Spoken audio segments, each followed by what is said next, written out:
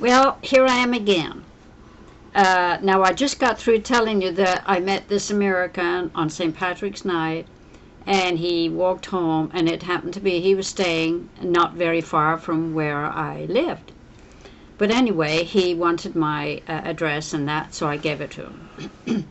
So then they had to go back to barracks, and I went on with my work. I was working in a factory on munitions at the time. And then one day... Tell us about the munition factory. Oh, the munition factory. Well, it was all sort of hard work, but we laughed and we joked. And, of course, every night we were having the bombs dropping. And but we got kind of used to it, and there was always somebody got killed during the night. So I guess I was one of the lucky ones. What were you doing in the munitions factory? Oh, the munition factory, I was sorting out things, and I also had, it was like a computer, but I had, and they call a sleeve that goes in the airplane, and I had to push it on a big kind of a pole, and then pull something down and stamp it.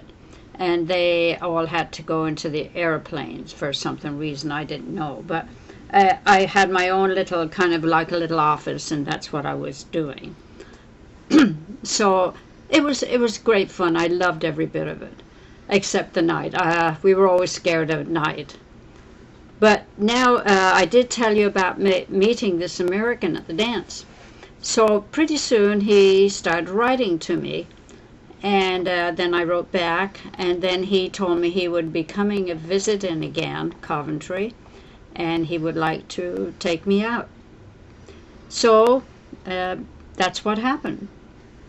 A knock came to the door then, and I met him again, and then he brought me on a bus ride to Birmingham, and we went to an afternoon dance there, and we had a great day, and then he drove me back home, and I think he stayed for a couple of days, and we went into a little restaurant that was right across from the park, and he said to me, he was remarking about how nice the park was, and then he said to me, I'd like to marry you. Exactly words I can't quite remember, but I was in shock, and I said, well, I don't know. I don't really know you that well. So I let it go at that, and then he came back a couple more times, and he'd asked me the same question. So the last time I hesitated, and then finally I said, well, yes. So he was very happy about that, and then told Mother. And so then there came a time when he would come back, and we'd get married in Coventry with my friends and all that. So then his outfit was to move on to some other country, maybe France or something.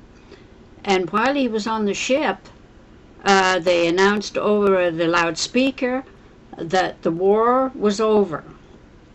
So, of course, everything went crazy then. People stopped their working, they ran out in the street, they were dancing, there was music out there, there was all kinds of Americans, and they were carrying us girls around and swinging us around, and it was a great night, really. So then he started getting real serious about what was going to happen. Now, all his company had moved out, and he talked to the head man there, some sergeant. Oh, he was a staff sergeant, but I don't know. He had to go to this special person to ask if he could stay back a little while so he could marry me. And they said, well, we don't do this, but I guess my husband talked enough to him so that they gave in. So then he did come to our boarding house, and we did get married, and Mother had all the neighbors in the house and that when we came back, and we had a wonderful day, of course. So then we went down to where his barracks were, and I just forget the name of the little town, but it was out in the country, and it was a rose cottage. It was called the Rose Cottage, and I thought it was beautiful when we stopped outside it, and he says, this is where we're going to stay for our honeymoon. So that was beautiful. And it was only a few days, and he got another card that they're going to have to be moving out.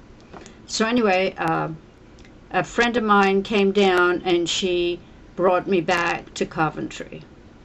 So then they were going to move out. So not too long after that, um, I went to the doctor and I found out that I was going to have a baby. So now, of course, I was scared stiff, and then he couldn't stay. He had to go with his company. So that was kind of a shaky time for mother, for myself, and all that. But anyway, that's all I can think of now. Well, I do remember that Rosaline was named a Rosaline after Ireland is called Rosaline sometimes, and we all the English brides had to get on big ships, and we had to cross over, of course, the ocean to get to New York. And it was a pretty hard trip because everybody was getting sick. I didn't get sick, but my little girl did, and there was only about 3 of us in the room when you eat lunch or whatever. So it was a very, very terrible trip.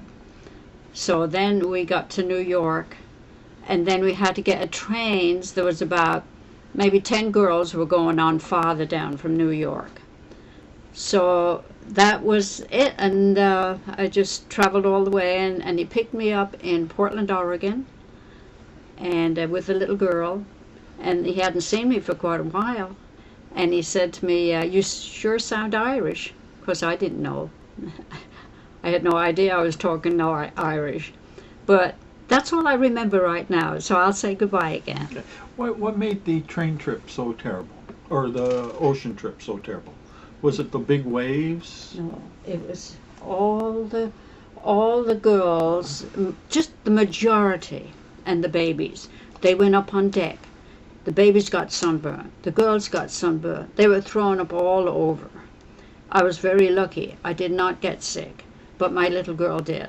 She did not drink her milk. She threw it up and everything. So she had lost below her birth weight when we arrived in Portland. So the very first thing I asked him to do was to bring us to the doctor because I was afraid. So that was that story. Okay. So I'll talk to you again. What was the train ride like? Well, the train, my son just asked me what was the train like. Well, it wasn't good because the baby was crying because she wasn't eating. And so I had to sit in the bathroom just near the whole way from New York to Portland. And I thought she was going to die. She just did nothing but throw up. That's why I was so eager to get her to a doctor. So then, of course, she went on and got married and had children, too. So. Now, did she get better right away? Yes, after we brought to the doctor, he gave her things to make her stomach better. And, of course, she did a lot of crying. I was wishing my mother was with me at that time because I don't think I slept night after night. It was just like sitting on the side of the bed, rocking the baby because her stomach was completely upset. Okay. So she's okay now. And then you got to Portland. Where did you live? Well, when I got to Portland, they had a thing called, they built just houses like temporary. There was a name for it. Row houses? No, there's a name for these houses, and right now I can't remember. I'll have to talk to you and tell you about this. The name of it. It's just gone from my head. But they were very nice. They were like cottages, you know, and but they were only temporary for the soldiers and their wives. You know, they got married during that time. So I think that's about all I can think of right now. So we'll talk later. Bye-bye.